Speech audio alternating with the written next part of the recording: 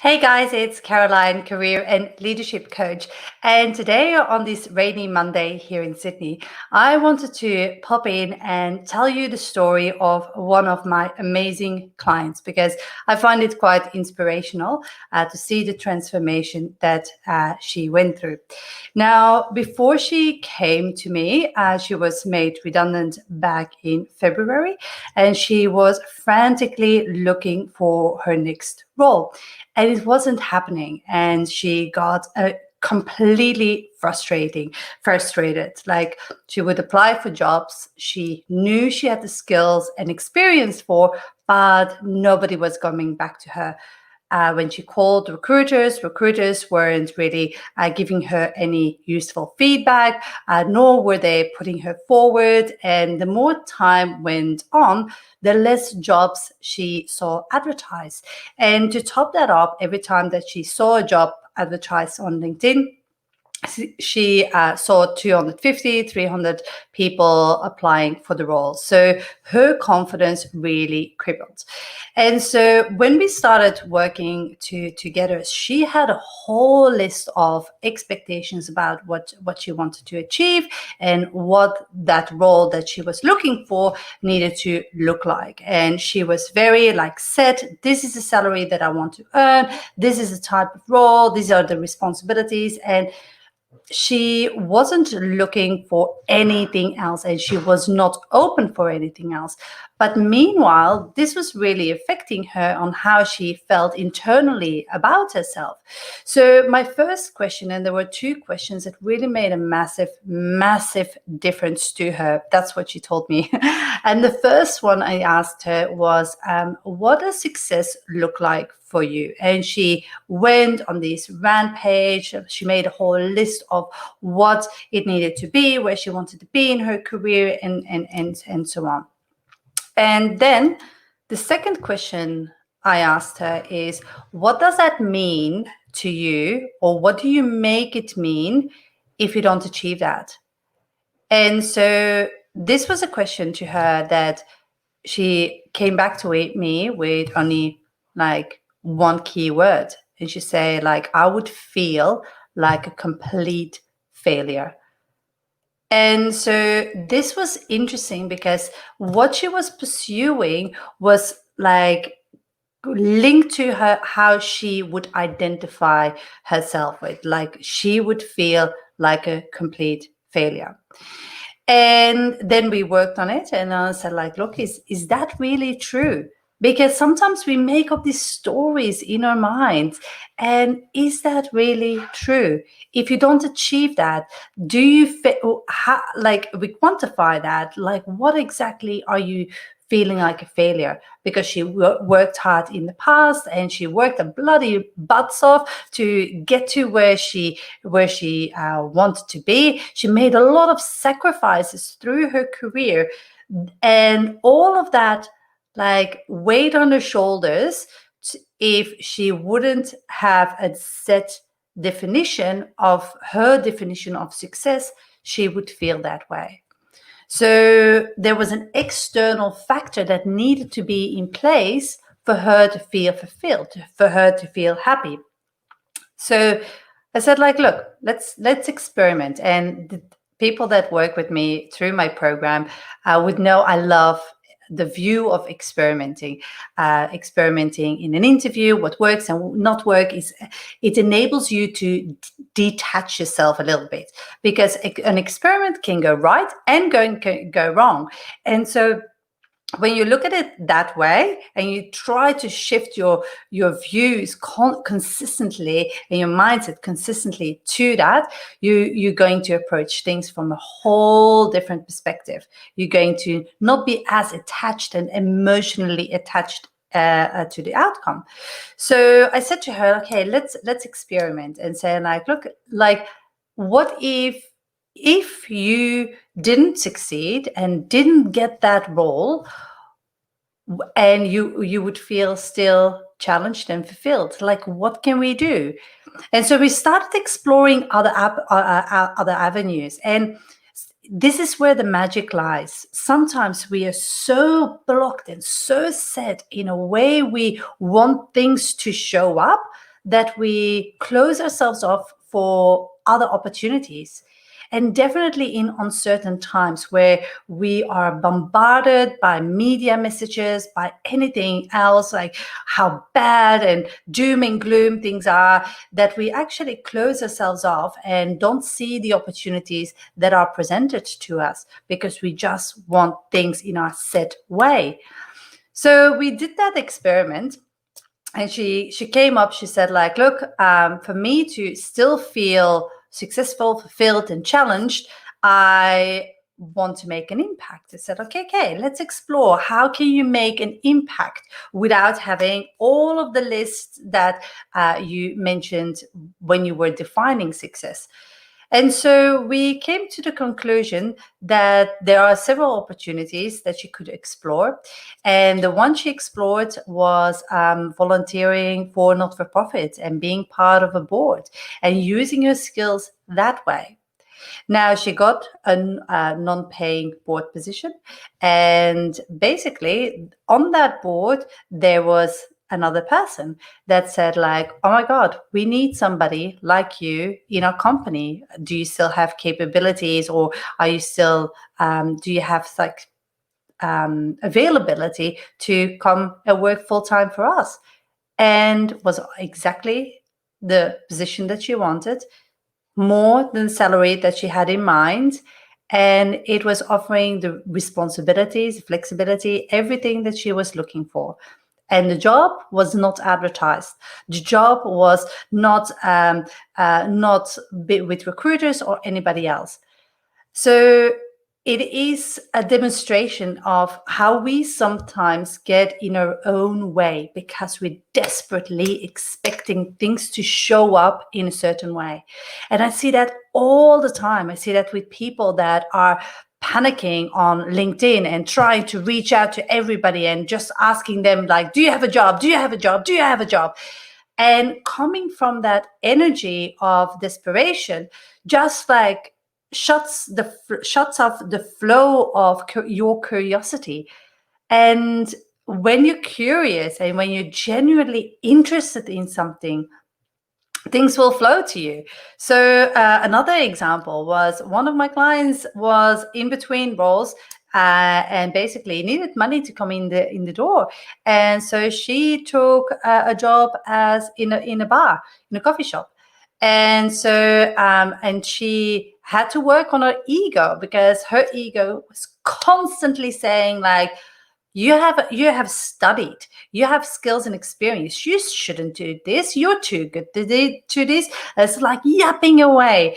And in the beginning it took a lot of resistance for her to actually embrace that job. And so, but like, she did it because she needed the money to come in.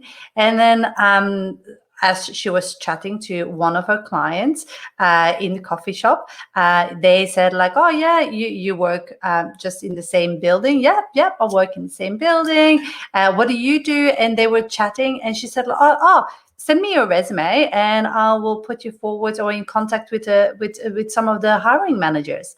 And so she took the details, sent her resume over, and got interviews and eventually landed a job.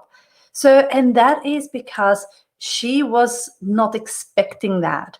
And I don't say that you have to throw all your tools out the window and just like do other things, but sometimes getting out of your own way and just like being curious and being fulfilled and just not having that negative desperate energy will open up opportunities because you're not looking specifically for them.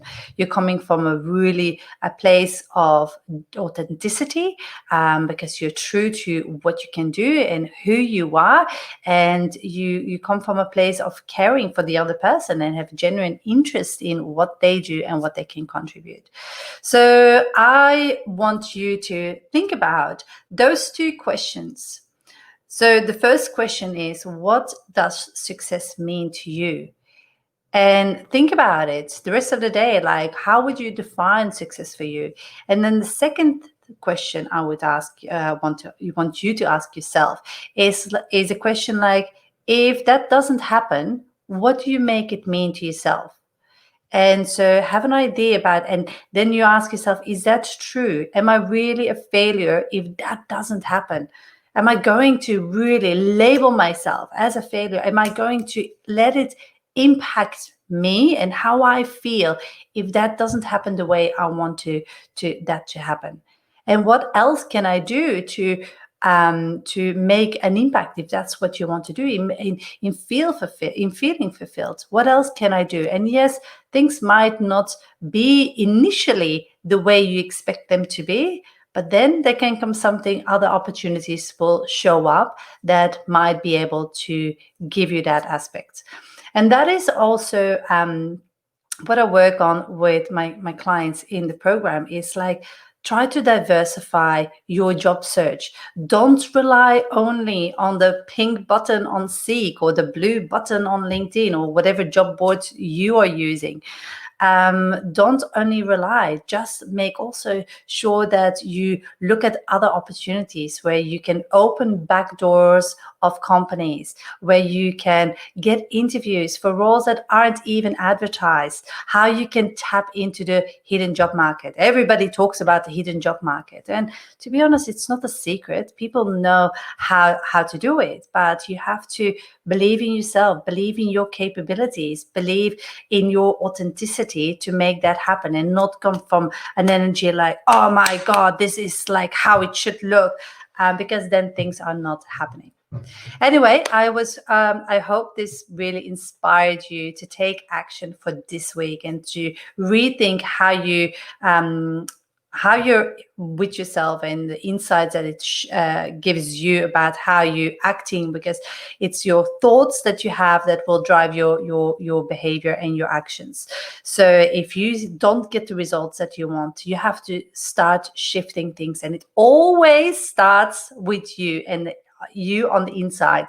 And if you shift some things on the inside, and that could be like you need to regain more confidence, and when you have that confidence, you can actually like start looking at yourself and your skills and experience through a different lens. Because this is also the thing, recruiters, HR, hiring managers, decision makers, whoever you talk to, they will see you through the lens that you actually choose them to look at you. So if you don't like the way they are perceiving you, then you need to change that perception. It's up to you. Take ownership of that. Because if you don't change that, they're always going to stay and look at you in the same way. And you have to do a little audit. And that audit could be like looking what happens in the process. So if you're job searching, for example, and you're applying but not getting interviews, okay, so what do I need to change to get interviews? Because just applying and pressing that pink button or blue button online is not getting me there. So yes, it could be your resume, but a lot of people blame their resume or blame the job market. But maybe it's because you didn't diversify your job search. Maybe you have to look at different ways. Maybe you have to really define the value you can bring to the table, because maybe that's not clear to anybody. So whether you use your network or you use your resume or LinkedIn profile, it's not doing its job, because basically you're not communicating what it is, that why people should interview you, what value it is, what problem you can solve. And so you might want to redefine that. So if you go for interviews and you don't get the job, then you might want to look at, okay, where is the block? Is it the first interview that is the block, or do I get the second interview or the third interview and I become one in two candidates? So, for example, when you get the interview but not the second interview, you might say like, look, there is a disconnect. Because they see your resume, they expect something, and then all of a sudden they get somebody else. So there might be a disconnect in terms of who they expect and who you truly are. So you have to again see, is the message, is my resume representing me, how I am? Because often, and I see this all the time, and I've seen this through my career all the time, when people outsource their resume and people say like, oh, just a bunch of words on paper, then it becomes tricky because there will be a disconnect. Because if you're in the interview talking about XYZ and your resume says ABC or your LinkedIn profile, then you're not going to get the job. There is no match. So you have to look at that. If you get second or third interview and you become the last candidate, but not getting the job, okay, what's wrong in this case? So you might actually have to determine that there is you're not handling the objections well enough in the interview. You don't know how to influence or navigate the interview process. And it's not easy. Like so many of my clients, they haven't been on the job market for ages.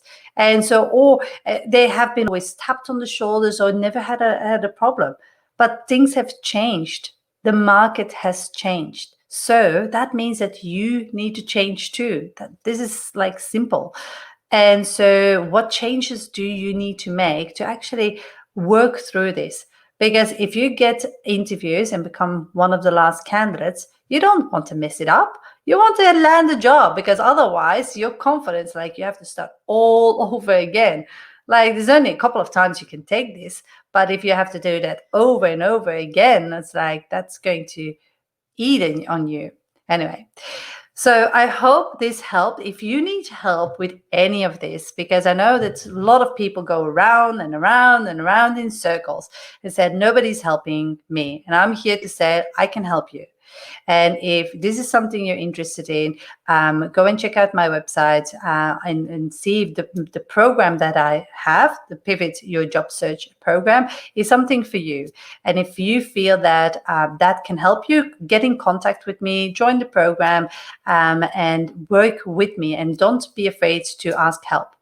If you just like come across this video and say like, oh, Caroline, I first want to get to know you, like connect with me on LinkedIn. I'm here to help and support you. Direct message me with any questions that you have. I know this is a tough time for a lot of people, and I want to help and serve the community or my community as much as I can. So I hope this helped, and I will talk to you very soon. Bye, guys.